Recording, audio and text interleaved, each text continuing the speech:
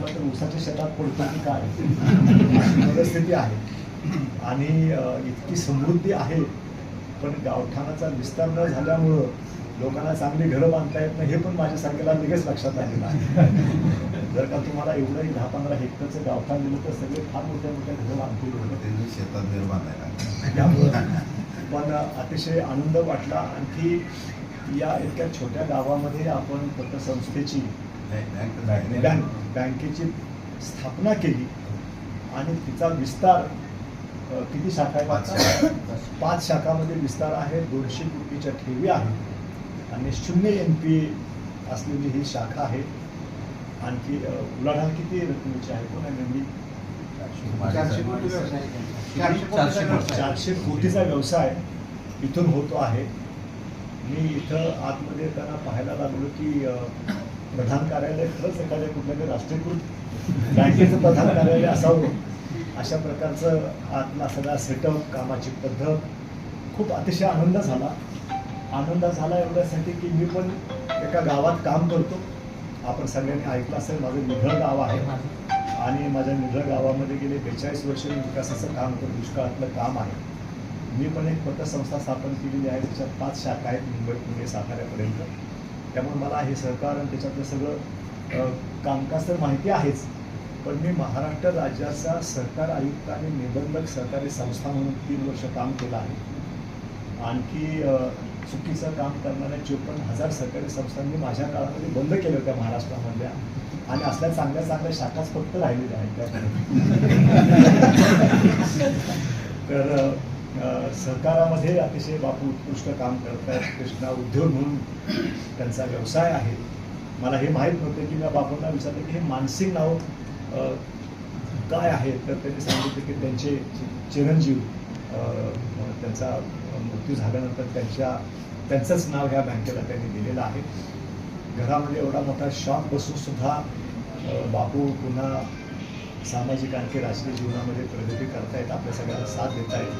आपण सर्वजण त्यांना साथ देत आहात. अतिशय आनंद झाला. मॅनेजिंग कमिटीचे सदस्य म्हणून बापूंचं खूप महत्त्वाचं योगदान असतं, आपल्या सगळ्यांच्या माहितीसाठी सांगतो. म्हणजे बापू हे रांगड्या स्वभावाचा माणूस आहे. दिसायला रांगडा, राहणं पण रांगडंच, बोलणं पण रांगडंच, पण त्याच्यामध्येच गोडवा आहे, त्याच्यामध्ये आपलेपण आहे. आणि म्हणून माणसं, तुम्ही एवढे सगळे मी बघतोय आल्यापासून, एवढे सगळे माणसं जोडली गेलेली आहेत, ते बापूंच्या जमिनीवर असण्यामुळे तुम्ही सगळे जोडलेले आहात. आणि म्हणून मॅनेजिंग कौन्सिलमध्ये काही महत्त्वाचे विषय असतील तर व्यावहारिक भाषेमध्ये एखाद्या गोष्टीवर कसा तोडगा काढायचा आम्ही खूप चर्चा करतो प्रातिनिधिक, बरोबर आहे ना. आता त्याची पण आवश्यकता असतेच, परंतु एखादी गोष्ट खूप लांबली तर तिला तुकडा कसा पाडायचा आणि नेमकं कसं मार्गदर्शन मॅनेजिंग कौन्सिलला करायचं हे बापूंच्याकडून शिकण्यासारखं असतं. आणखी दक्षिण विभागामध्ये शेती विकासामध्ये खूप मोठं काम आपण सगळेजण करत आहे. आणखी तर या सगळ्या प्रक्रियेमध्ये आता शेख साहेबांनी सांगितलं की रयत शिक्षण संस्थेमध्ये आपण अनेक उपक्रम करतो आहोत. हा फोरम नाही या ठिकाणी सांगण्याचा, आणि मला तिकडे येण्यासाठी कुंडलला सारखे फोन येत आहे, कारण तिथे एक मोठा कार्यक्रम आपल्या सगळ्याला कल्पना आहे की डॉक्टर नरेंद्र जाधव हे देशाचे आंतरराष्ट्रीय स्तरावर अतिशय मोठं नाव असलेलं व्यक्तिमत्व आहे आणि त्यांना GD बापू लाड यांच्या नावाने जीवन गौरव पुरस्कार दिला जातो. तिथे पोचलेले आहेत. तिथे या असं मगाशापासून मला फोन येतोय, कारण ते पोचले, तुम्ही अजून आला नाही म्हणून. पण बापूंना सांगून पण बापूंच्या स्वभावाप्रमाणे त्यांनी काय ऐकलंच नाही आणि या पद्धतीनं सगळा कार्यक्रम लावलेला. मला अतिशय बापू आनंद झाला की तुम्ही या ठिकाणी बोलवलंही, सत्कारही केला आणि तुमचं काम या निमित्तानं जवळ पाहता आलं. आपल्या सगळ्या कार्यालयाला शुभेच्छा देतो, या बँकेच्या कामाला मी शुभेच्छा देतो मनापासून. आणखी रयत शिक्षण संस्थेचं कामकाज आपण आता जिथं कुठं आहोत यापेक्षा खूप आपल्याला पुढे घेऊन जायचं आहे. या फोरमवर हे सगळं बोलता येणार नाही, परंतु आपल्या सगळ्यांशी संबंधित जो विषय आहे की माजी विद्यार्थ्यांच्या संघटना आपल्याला स्थापन करायच्या आहे. रयत शिक्षण संस्थेमध्ये इथं जवळची शाखा कुठली आहे? स्थापना केव्हा झाली मॅडम? 1968 पासून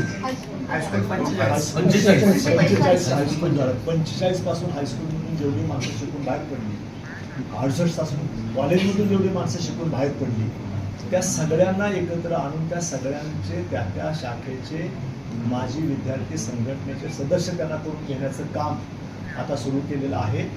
त्या सगळ्या शाखांच्या रजिस्ट्रेशन करून त्यांच्या संघटना स्थापन करणार आहोत. हायस्कूलमध्ये वेगळी संघटना राहील, कॉलेजमध्ये वेगळी संघटना राहील, तुमच्या दोन्हीची एक राहणार नाही. तर अशा पद्धतीनं जेवढे म्हणून काय तर म्हणजे अण्णांनी 1910 मध्ये याच जिल्ह्यामध्ये दुधगावला पहिल्यांदा वसतिगृह काढलं, अभ्यासिका चालू केली. त्याच्यानंतर मग नेरलेला दुसरं हायस्कूल काढलं आणि कालेला संस्था स्थापन केली. 106-107 वर्ष झाली. देशातली जगातली सगळ्यातली मोठी शिक्षण संस्था आहे, मोठा व्याप आहे, खूप आव्हानात्मक काम आहे. एखादी गोष्ट ह्या संस्थेमध्ये करायची तर राज्यामध्ये एखादी गोष्ट केल्यासारखं आहे. मी राज्याचा जमाबंदी आयुक्त होतो, मी राज्याचा सहकार आयुक्त होतो, मी विभागीय आयुक्त होतो पुणे विभागाचा. एखाद्या गोष्टीचा अंमलबजावणी करायची राज्यभर तर त्याचा अनुभव आहेच, पण संस्थेमध्ये खूप आव्हानात्मक काम आहे. कारण तिथं सरकारी यंत्रणा असते, त्यांना नियम असतात, कायदे कानून असतात आणि त्याची एक सिस्टीम आहे. सरकार म्हणून एक सिस्टीम बसलेली असते. इथं ती सिस्टीम पण बसवायची आहे आणि सगळ्यांना घेऊन बरोबर प्रगतीची वाटचाल पण करायची आहे. पण ह्या सगळ्यामध्ये ज्यांचं अष्टपैलुत्व आहे असे माननीय शरद पवार साहेब देशाचे थोर नेते, रयत शिक्षण संस्थेचे अध्यक्ष आहेत आणि त्यांच्या मार्गदर्शनाखाली हे काम सहज करता येतं. आम्ही ज्या कल्पना आम्हाला सुचत पण नाहीत आणि जे 50 वर्षाचा पुढचं पाहतात असे पुढचे मार्गदर्शन साहेब आम्हा सगळ्याला करत असतात आणि त्याच्यामधून ती दिशा पकडून, त्याचा धागा पकडून, तो विचार घेऊन, तो कार्यक्रम घेऊन आपण रयत शिक्षण संस्थेमध्ये साहेबांचा प्रत्येक विचार या ठिकाणी कर्मवीर अण्णांचा प्रत्येक विचार अण्णांच्या विचाराप्रमाणे आणि शरद पवार साहेबांच्या दृष्टीनं आम्ही सगळेजण काम करतो आहे. आपण रयत सेवक म्हणून सगळ्यांनी अतिशय मनापासून काम करावं आणि माझी अपेक्षा आहे की रयत शिक्षण संस्था मुळात लोकांनी लोकांसाठी स्थापन केलेली संस्था आहे. त्यामुळे आम्ही शाखेतल्या लोकांनी सुद्धा लोकांना बरोबर घेऊन काम केलं पाहिजे. फक्त विद्यार्थ्यापुरतं मर्यादित आपलं काम असता कामा नाही, आमचं फक्त पालकापुरतं काम मर्यादित असता कामा नाही.